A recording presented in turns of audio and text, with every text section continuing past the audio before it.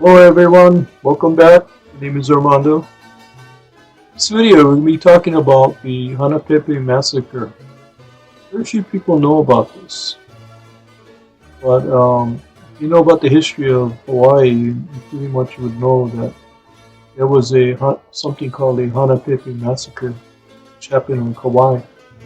So let's get into it. The Hanapepe Massacre is also called the Battle of Hanapepe, and that occurred on September 1924,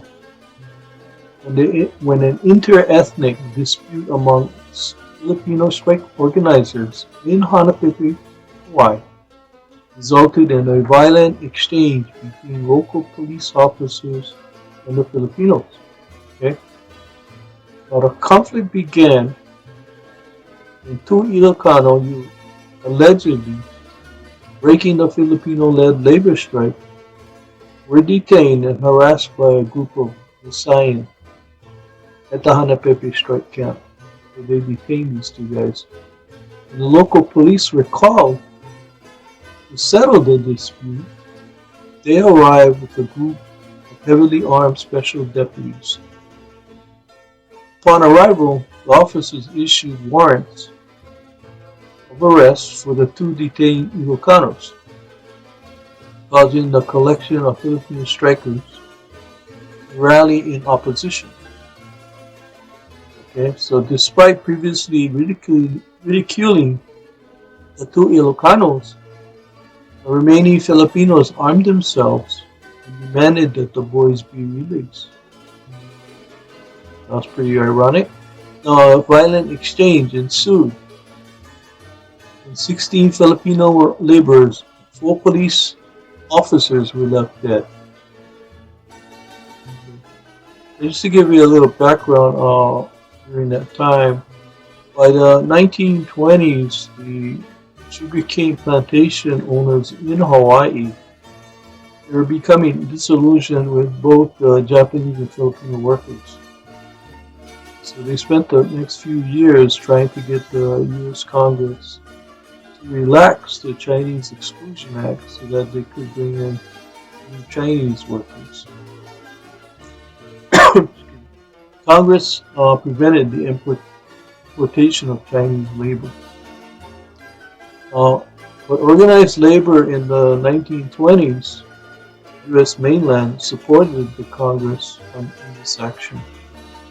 So that for a while it looked as though militant unionism on the sugarcane plantations was dead. Now, to oppose organized labor, the Hawaiian Territorial Legislature passed the Criminal Syndicalism Law of 1919, Anarchist Publication Law of Anarchistic Publications Law of 1921, and the Anti-Picketing Law of 1922. Those are the laws that they passed. Now, these laws, with penalties of up to 10 years in prison, increased the discontent of the workers. The Filipinos were rapidly becoming the dominant plantation labor force, had deep-seated grievances. Okay, so as the latest immigrants, they were treated mostly poorly. Although the planters had claimed there was a labor shortage and they were actively recruiting workers from the Philippines, they wanted only illiterate workers and turned back any arrivals who could read or write, as many as 1 in 6. And they wanted illiterate workers.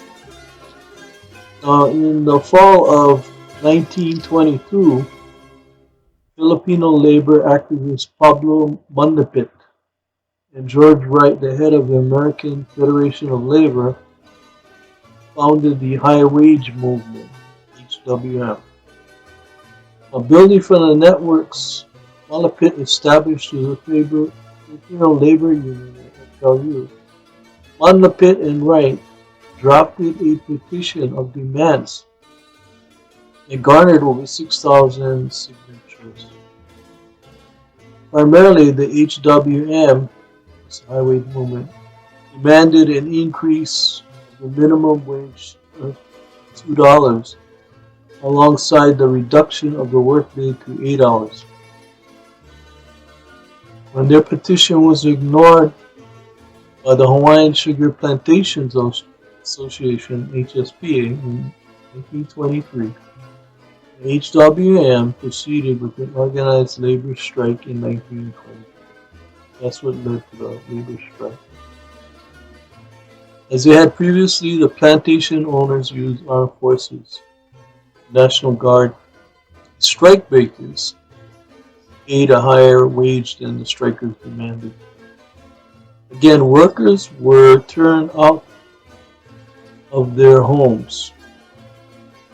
Propaganda was distributed to whip up racism. Spying, infiltration of the strikers' ranks was acknowledged by Jack Butler, executive head of the Hawaiian Sugar Plantations Association. Now, as far as the violence at Hanapepe, strike leaders were arrested in attempts to disrupt workers' solidarity. And people were bribed to testify against them. A lot of course, yeah. On September 9, 1924, outraged strikers kidnapped two strike breakers at Hanapepe and prevented them from going to work. That's what caused the whole thing to occur. The police armed with clubs and guns came to Union headquarters to rescue them. Between 100 and 200 Filipino strikers were armed with pistols, knives, and clubs. Wow. Now, this is what the mainland, the Associated or AP, Associated Press, flashed the story of what was going on, what followed across the United States. Okay, so this is what they said.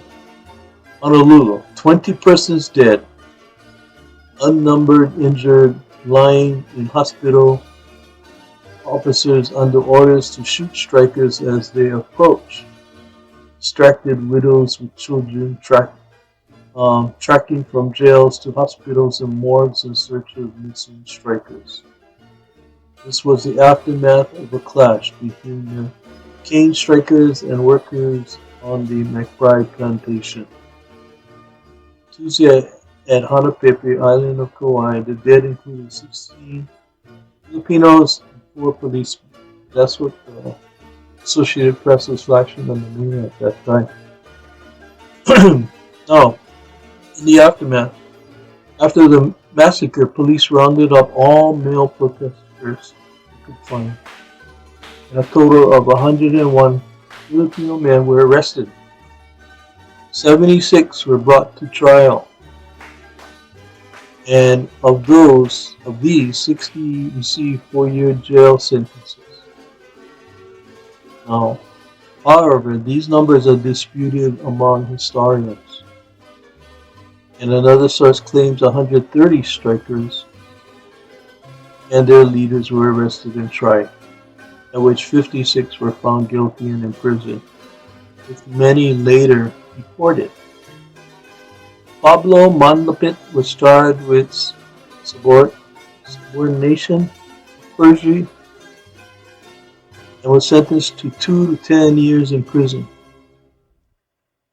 Hawaii Hochi claimed that he had been railroaded into prison, a victim of framed-up evidence, perjured testimony, racial prejudice, and class hatred.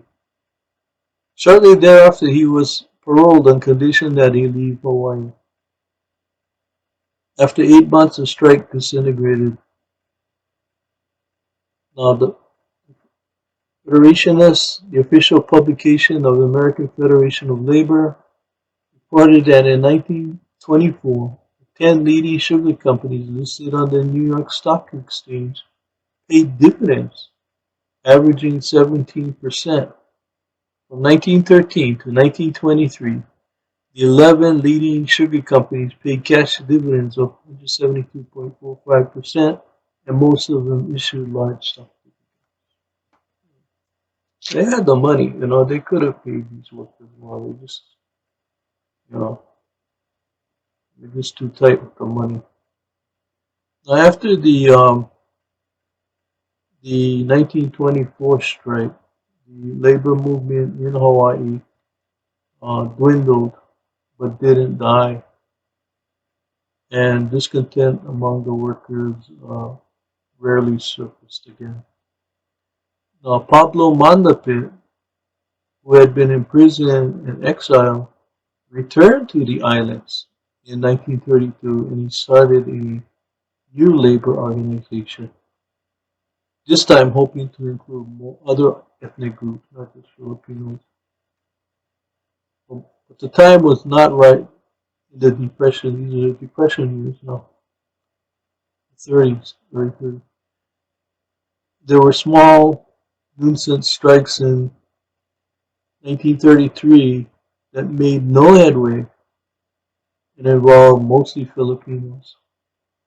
Protests since the massacre have discouraged carrying guns at demonstrations. Now, the legacy, the locations of the graves, currently they don't know where these people are buried. So instead they made a commemorative marker and they placed it in the Hanapepe Town Park in 2006. However, in 2019, they made a grave discovery. On October 20th, 2019, Hawaii State Chapter of Filipino Americans National Historical Society, assisted by a technician and an engineer, found a trench at the Hanapepe Filipino Cemetery, which they believe may be the grave of 12 of the strikers. The finding was reported in West Hawaii today, and the results will be presented at the Filipino American National Historical Society biennial conference in Waikiki in July 2020. Now, the researchers also said that they will continue research to identify the 16 strikers by combing through court records and Hawaii Sugar Plantation Association records. So that's the story of the battle, or I should say, the Hanapepe Massacre. It's a very sad day, and thank God nothing, it didn't happen again. It didn't reoccur, but that's what happened on Kauai. I have a friend, excuse me, I have a friend who lives on Kauai, and I asked him, "Do you know about the Hanapepe?" And he said, "Yes, he does." So I was just testing him to see if he knew about the history of the town that he was living in.